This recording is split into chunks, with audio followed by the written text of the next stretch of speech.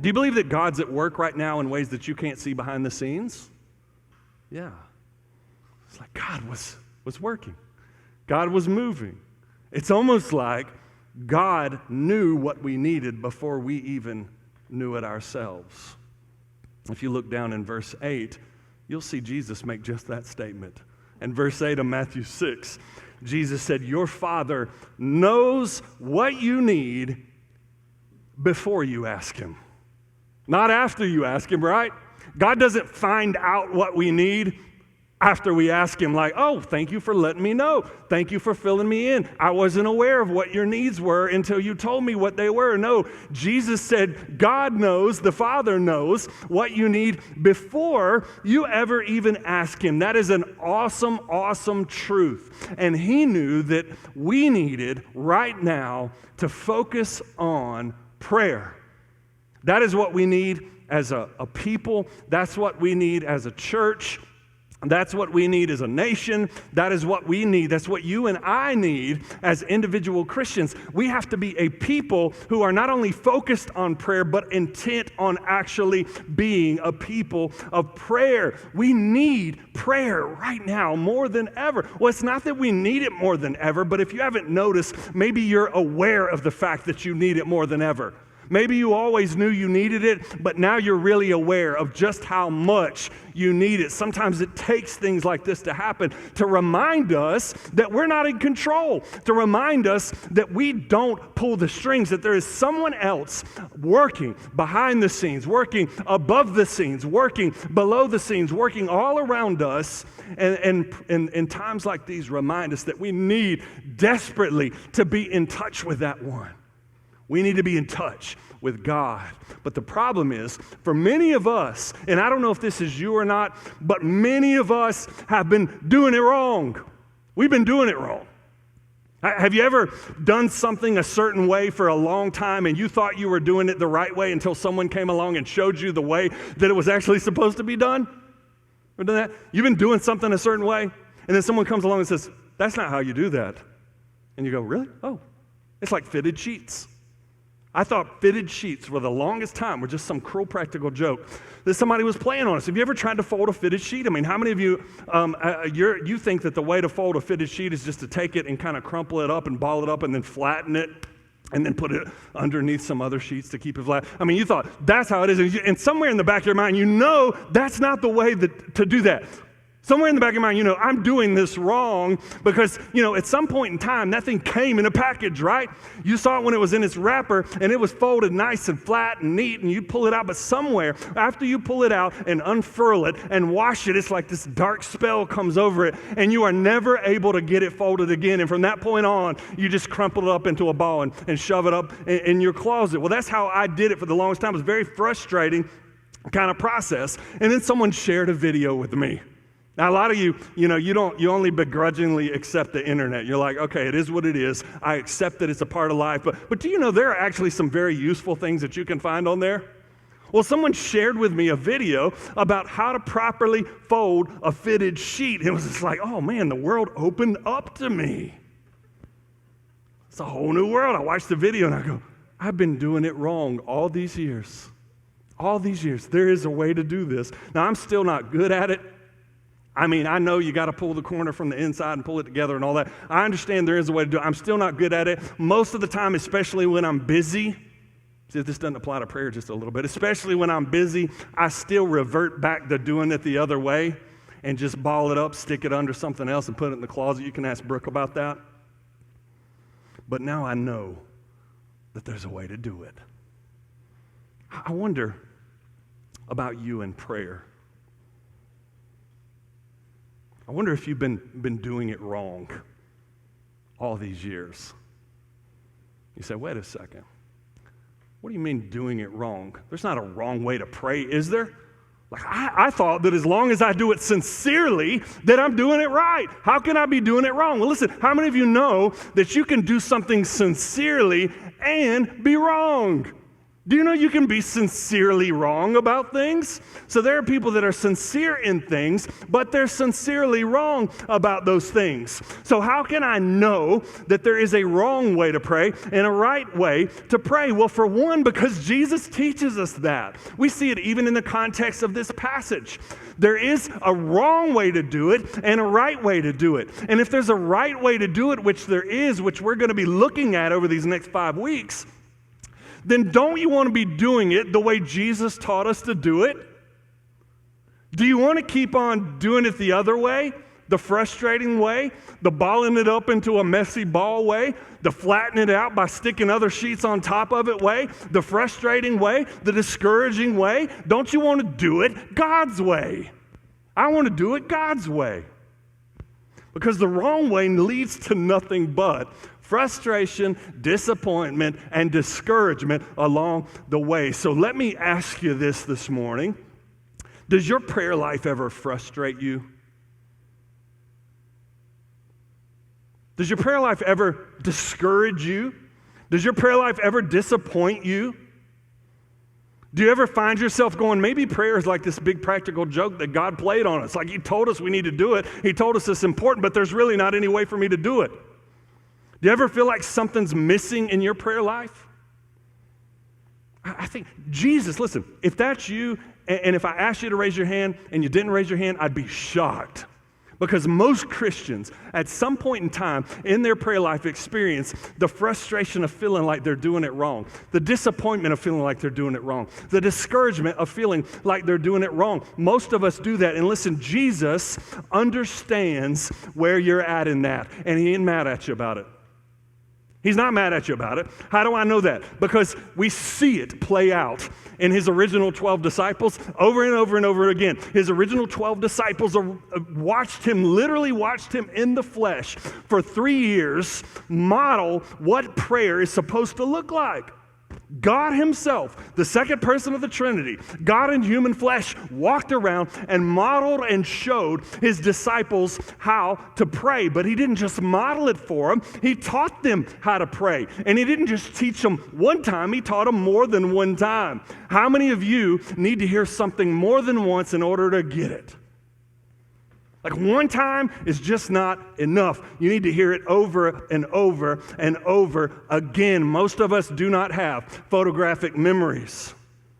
Well, Jesus modeled how to pray. He showed how to pray. He verbally taught them how to pray right here in our passage today. And then even after this, He had to teach them again.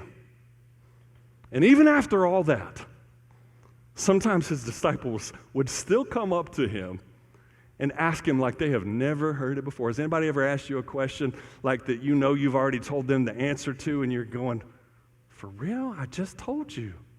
Like we just covered this last week. You're asking me this question again? That's what Jesus experienced with His disciples. You see it in Luke chapter 11.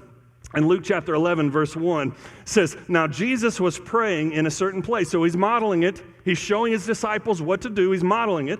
And when He finished, one of His disciples said to Him, Lord, teach us to pray as John taught his disciples. Do you think Jesus is a patient person? Was Jesus a patient man? Like how many of you at this point, if your disciple asked you after you already showed them and you already taught them and they ask you again, Lord, teach us to pray, how many of you would look at them like, for real, are you seriously asking me this? That's how I do because I'm not as patient as Jesus is. But see, I understand how Jesus felt, not only because I've done that before, not only because I've asked the question that I should already know the answer to, but also because I've been asked the question that they already know the answer to, and also because I have kids. I've got kids. I have to constantly teach them the exact same lessons over and over again. Just this week, I was unloading the dishwasher, and as I'm reaching down to unload the dishwasher, I stabbed myself in the finger with a knife. That's right. I don't know which one of y'all loaded that. Stabbed myself in the finger with a knife. And I thought, as I did it, I thought to myself, how many times have I told you, load the dishwasher with the sharp side down and the handle up? But I looked down and it wasn't just one isolated incident. It looked like just this thing of steaks just sticking up at me, just waiting for me to stab through my hand. It's like every knife was sharp side up. Every fork was sharp side up. I had to gingerly and gently pull out all the silverware from the dishwasher. And so right here, when my disciples asked me this question, Lord, teach us to pray, I would want to say, I've already told you. I already told you. But he doesn't say that, because Jesus doesn't have the same patience that we have. Instead, look what he says in verse 2. And he said to them, when you pray, say. When you hear what he says in the Sermon on the Mount, you'll go, that sounds familiar. That's real close. It's almost like he had to say the same thing more than once. He walks them through it again. So I know you've heard the Lord's Prayer before. I know you probably heard it a bunch of times. Sorry. You can probably quote the Lord's Prayer in full from memory. In the King James, Our Father, who art in heaven, hallowed be thy name. Thy kingdom come, thy will be done. You could probably get a signature in your Awana handbook if you still had Awana, verifying that you can quote the Lord's Prayer. It is very familiar to you, and that can be good and that can be bad, because sometimes familiarity causes us to miss what's right in front of us. Isn't that true? Sometimes what's familiar we miss. We miss it. We miss what's right in front of our face. I love to go outside and sit on my back deck. It's one of my favorite things to do. It's peaceful. I love to go out. Yesterday, I went outside, just took a nap out on my back deck. Why do I do it? I look back and feel like I'm in touch with nature. I hear the birds, and the birds are chirping, and they're flying, and the bees and the bugs, they're buzzing around, and it's just this peaceful, peaceful sound. But that's because it's familiar to me. See, if you were to come to my house and go out on my back deck, you would probably hear things that I no longer hear anymore. You would probably hear the sound of all the obnoxious cars and trucks and motorcycles running up and down Highway 14, because I live just across the way from Highway 14. You would sit there and you'd go, how can you listen to the birds with all these vehicles riding up and down the road? How can you even hear it? Well, I can hear it because it's familiar. I've learned it's not that I don't hear the trucks. It's not that I can't hear the cars. It's just that I've become familiar with it, and so I've learned then to tune it out. Some of us have become so familiar with things in God's Word that we've heard over and over again that we've learned to tune out what God is actually saying. It's familiar to you, and so you learn to tune out the voice of God. And so what I'm praying in this series, as you come, as you listen, as we dig in and explore the Lord's Prayer, I am praying that you would have the eyes to see and the ears to hear what's in front of you in this prayer, that you would stop and listen to what it is that Jesus is actually trying to say and teach us in this prayer. So that many of our prayer lives, and I'm serious, I fully believe that if we took an honest poll among ourselves, I fully believe that many of us would have a prayer life that's broken down and busted up. And what I'm praying is that God would give us a breakthrough. That we would go from that busted up prayer life, that broken prayer life, to one of breakthrough, that God would teach us to break through the barriers and the familiarity to hear what He's trying to say and to show us how to pray. Thank you. And so to do that, we're going to start today by looking at three ways we do it wrong. I thought about calling this sermon, I've Been Doing This Wrong. That's the title of the sermon. I'm just going to formalize it. The title of the sermon is, I've been doing it wrong. I've been doing it wrong.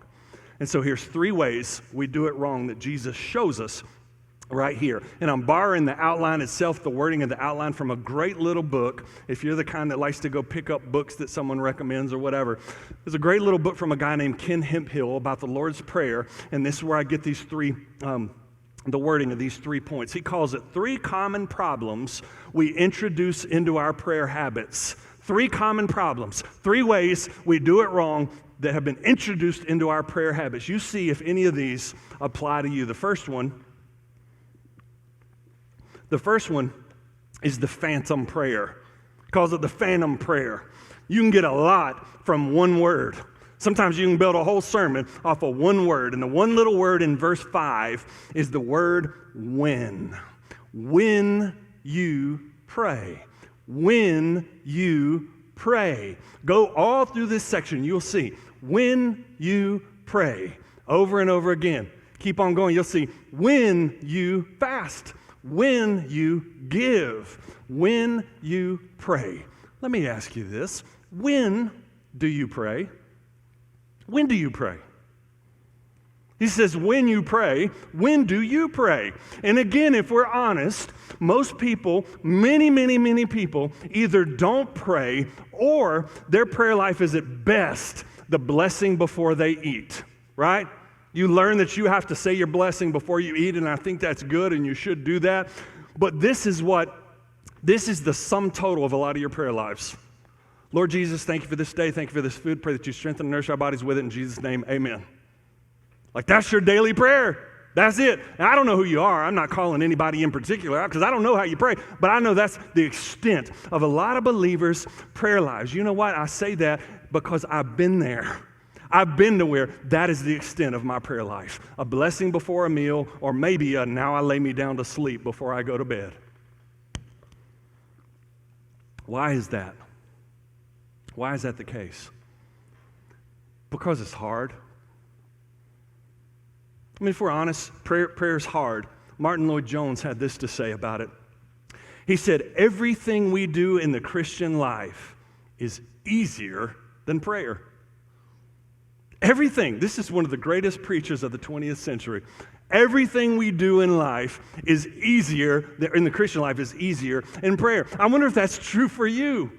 Is it hard for you?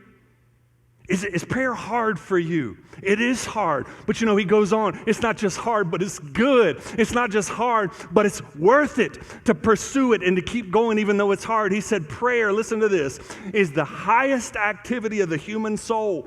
Man is at his greatest and highest when upon his knees he comes face to face with God.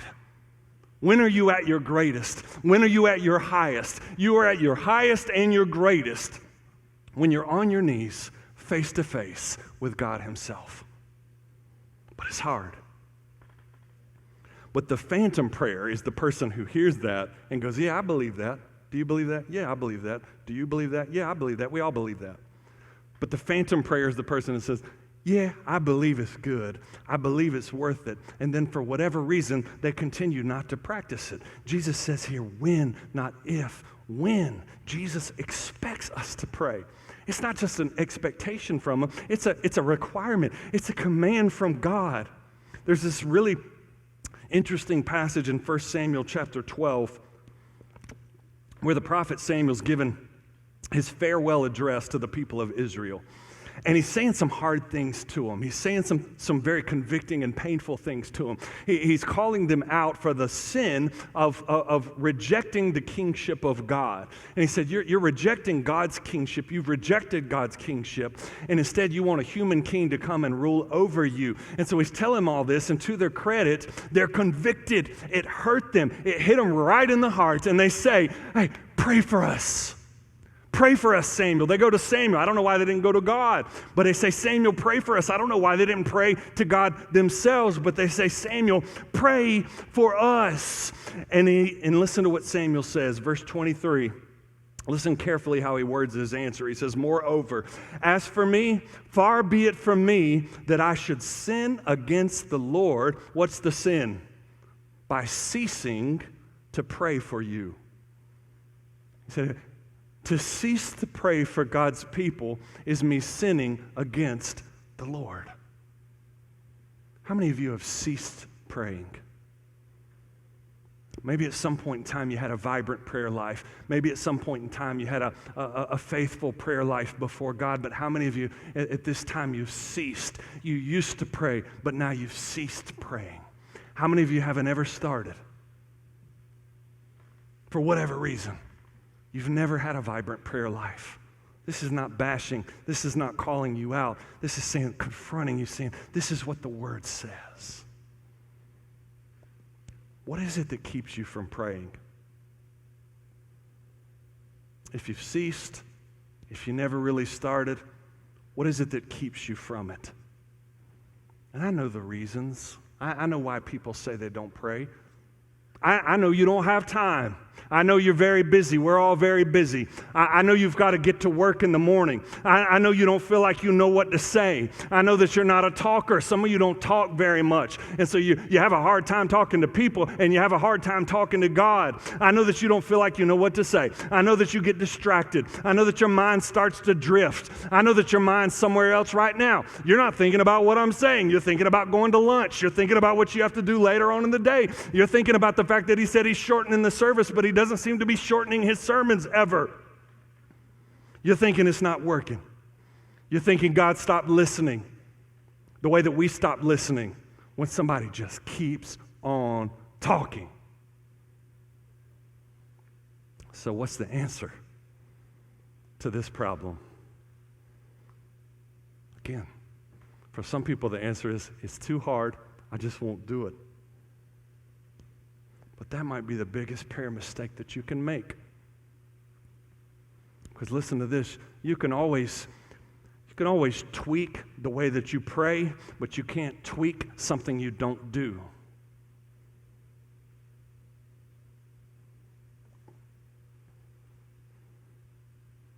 I wonder why God's not working in some of our lives. I wonder why our world looks the way that it looks right now. I wonder why we don't see revival around us. I wonder why the baptism that we had on Wednesday night is not something we're doing every other week or every month. I wonder why. But do you think that it has anything to do with prayerlessness? Do you think prayerlessness is at the root of those issues? I think that it is. So number one, if you're not praying, listen, again, I'm not going negative. If you're not praying, you're doing it wrong. You're doing it wrong. That's the first mistake. Don't be the phantom prayer. Then number two, the second mistake is the phony prayer. The phony prayer, or the fake prayer, or the hypocritical prayer. We covered this back in March. In fact, the last Sunday we met before COVID shut down.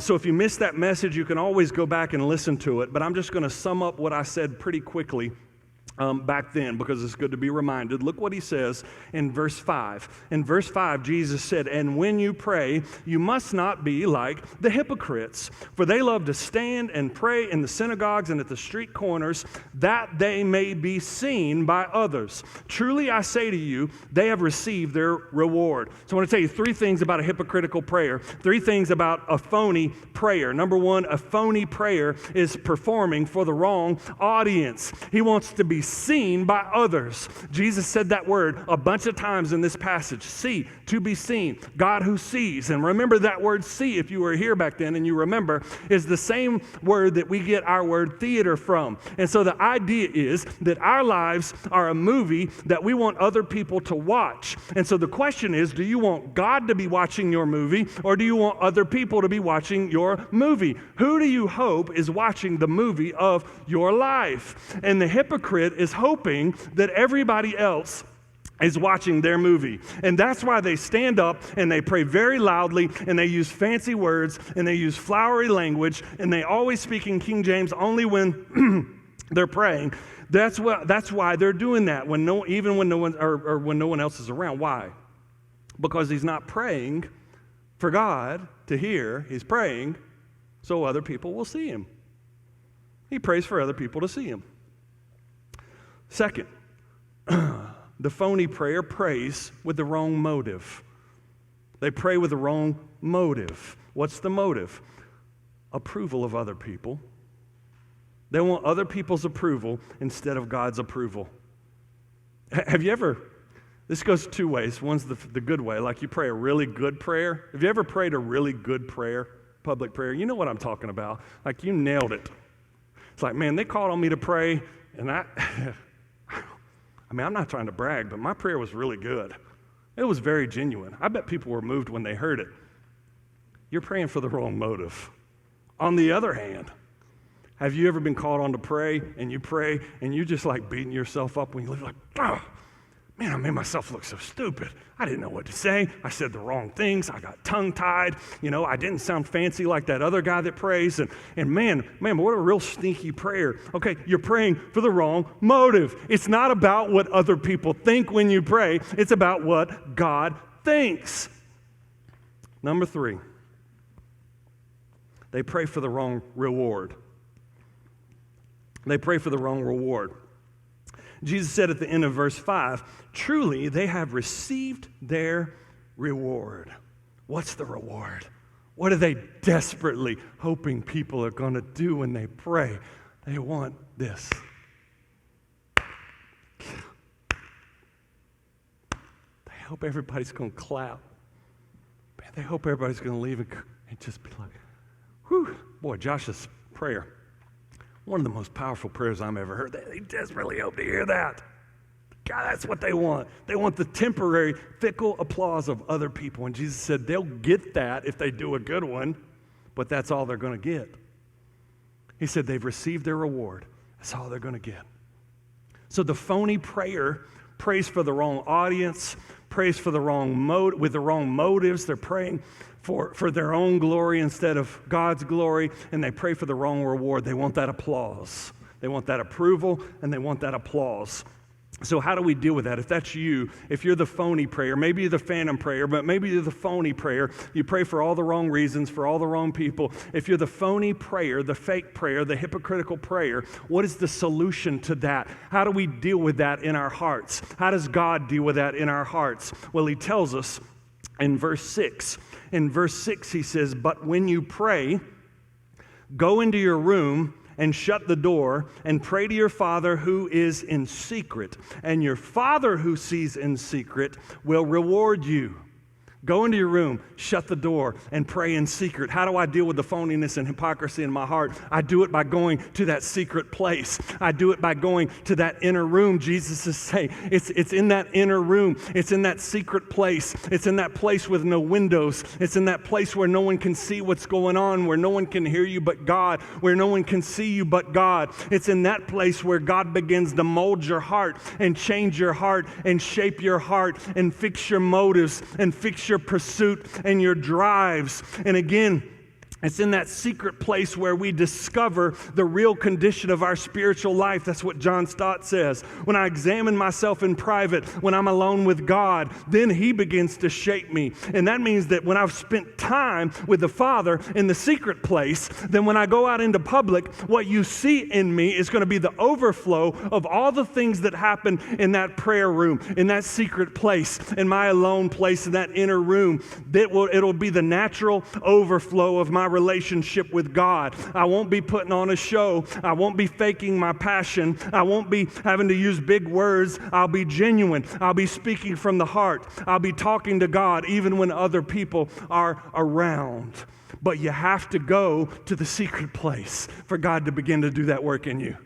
That's what Jesus did. Jesus got away. He withdrew himself to desolate places. He withdrew himself to places where people weren't listening and watching, except at a distance. So let me ask you this. Where's your secret place?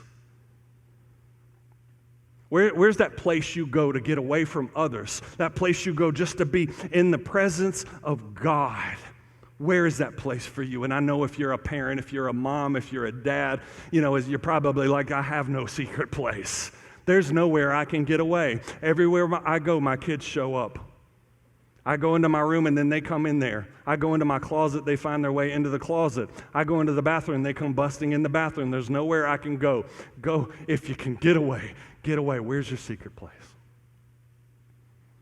When do you go there? When do you go there? It's another important question. See, listen, if you go there when you have time, do you think you'll go there? Probably not. Set a place, set a time, set an appointment with God, and then keep your appointment. Keep it. Make it a point to keep your appointment with God. So number one, if you're not praying, you're doing it wrong. Number two, if you're the phony prayer, you're doing it wrong. And then last mistake, the frivolous prayer. Number three, the frivolous prayer. Look at verse 7 and 8. He said, and when you pray, do not heap up empty phrases as the Gentiles do, for they think that they will be heard for their many words. Do not be like them, for your Father knows what you need before you ask Him. The idea behind this, what Jesus is saying is that the Gentiles, that's just another way of saying here, people who don't know God, they talk a lot without saying anything. They talk a lot, but they're not saying anything. Do you know anybody that has a lot of words to say but is saying nothing? They talk a lot, but they have nothing to say. That word empty phrases here, that's a hard word to translate. A lot of commentators think it's just an onomatopoeia. It's just a word that means what it sounds like. It's like boom or pop or bang or something like that, or sizzle. It's just meant to sound like what it is. The NIV, or what he's saying is that the Gentiles just repeat a bunch of phrases that sound like noise. That's what they're doing. They just repeat a bunch of phrases, and it just sounds like noise. The NIV says here, when you pray, do not keep on babbling like the pagans. So it's babbling. It's just mindless words. It's almost like a magical formula. It's almost like abracadabra. What's abracadabra mean? I don't know that it means anything. It's just a word that you say before you do a magic trick. And that's what this is. That's what he's saying. It's like a magic trick. Why do they do it then?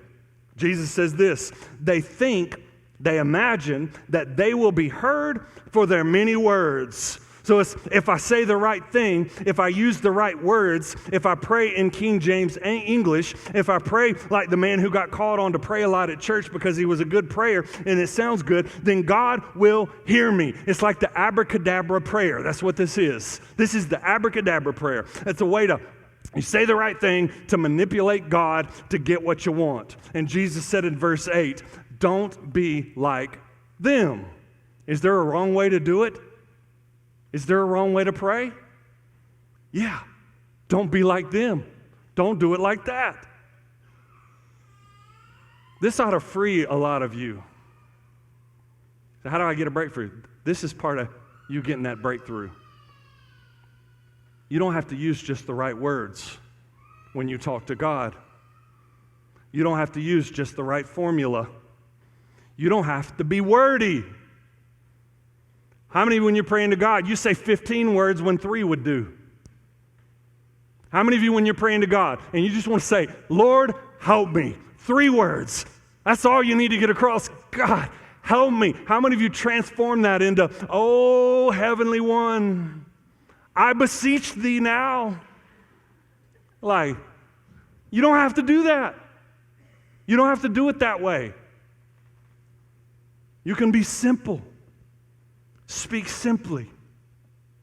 The Lord's Prayer is simple. I wonder sometimes if God's listening to our prayers and He's going, I don't even know what you're saying.